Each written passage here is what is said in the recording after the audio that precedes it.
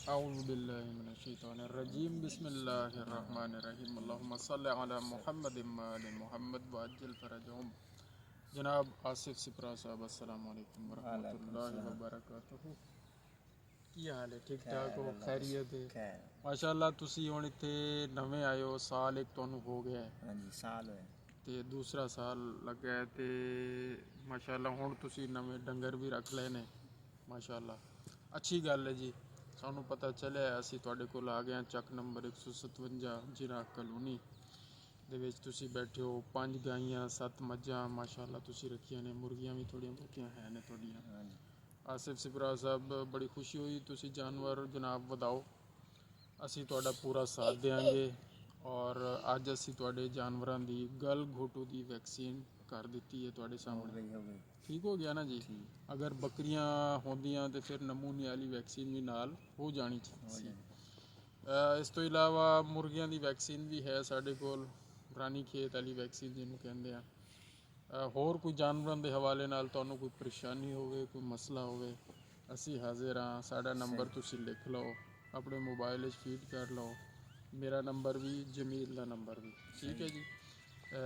ਚਾਚਾ ਹਾਜੀ ਅਯਾਜ਼ ਹੁਸੈਨ ਜ਼ਰਗਰ ਸਾਹਿਬ ਮੇਰੇ ਅੰਕਲ ਜੀ ਨੇ, ਉਹਨਾਂ ਨੇ ਕੱਲ੍ਹ ਮੈਨੂੰ ਦੱਸਿਆ ਕਿ ਇਹ ਭਾਈ ਹੈ ਜੀ ਆਪਣਾ, ਤੇ ਇਹਨਾਂ ਦੇ ਜਾਨਵਰ ਵੀ ਹੈ ਨੇ ਤੇ ਇਹਨਾਂ ਦਾ ਪੂਰਾ ਸਾਥ ਦੇਣਾ। ਅਸੀਂ ਇਸ ਵਾਸਤੇ ਹਾਜ਼ਰ ਹੋਏ ਹਾਂ ਤੇ ਹਾਜੀ ਸਾਹਿਬ ਨੂੰ ਫਿਰ ਕਹਿ ਦੇਣਾ ਕਿ ਜੀ ਡਾਕਟਰ ਸਾਹਿਬ ਆਏ ਸੀ ਔਰ ਤੁਹਾਡੇ ਹੁਕਮ ਤੇ ਜਨਾਬ ਅਮਲ ਹੋ ਗਿਆ।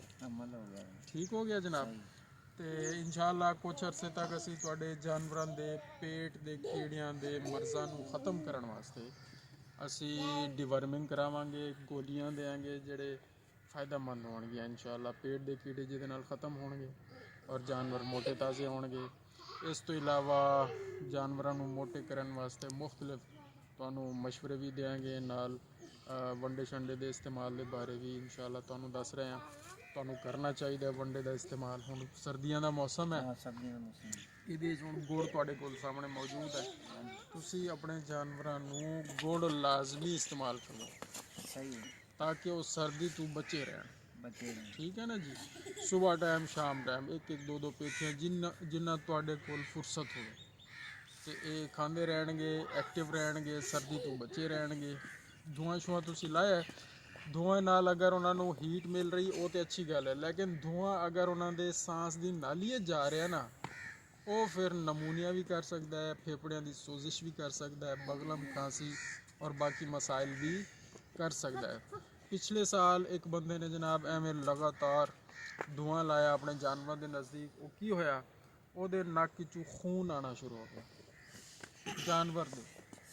वो फिर जनाब असी बड़ा ਉਹਦਾ ट्रीटमेंट किया, लोगों ने पहले ट्रीटमेंट किया, इधर उधर दे डॉक्टर उन्होंने बुलाए, लेकिन फ़ायदा ना होया। फिर मैनू बुलाया उन्होंने, मैं हिस्टरी जाके ली, हिस्टरी पता चलिया कि जी ए धुआं लाते सी।